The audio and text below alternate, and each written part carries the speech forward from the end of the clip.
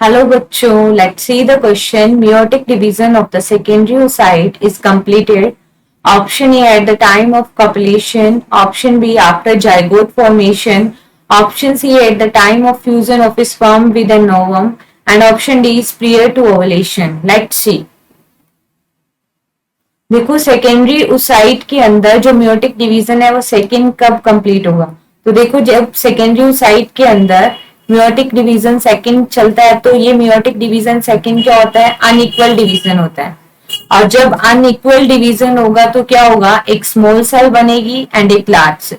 जो large haploid cell होती है, क्योंकि यहाँ पे देखो सेकेंडरी oocyte भी हैप्लोइड है और मियोटिक डिवीजन सेकंड से जो ओवम बनेगा वो भी क्या होगा, हैप्लोइड। और यहाँ पे ये जो सेकंड पोलर बॉडी है, ठीक है, और ये ओवम हो गया। तो ये सेकेंडरी oocyte के अंदर ये सेकंड मियोटिक डिवीजन कब होगा।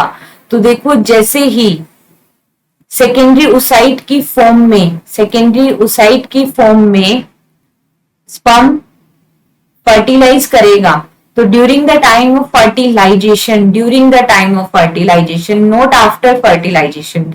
तो ही स्पर्म एंटर करेगा तो इस सेकेंडरी oocyte के अंदर क्या हो जाएगा, सेकेंड मियोटिक डिवीजन कंप्लीट हो जाएगा। तो देखो मियोटिक डिवीजन कब कंप्लीट होगा, at the time of copulation, no, और कॉपुलेशन और वी कैन से इंटरकोर्स नहीं, तब नहीं होगा। आफ्टर जाइगोट फॉर्मेशन नहीं, after zygote formation means after fertilisation नहीं, it happens during the time of fertilisation.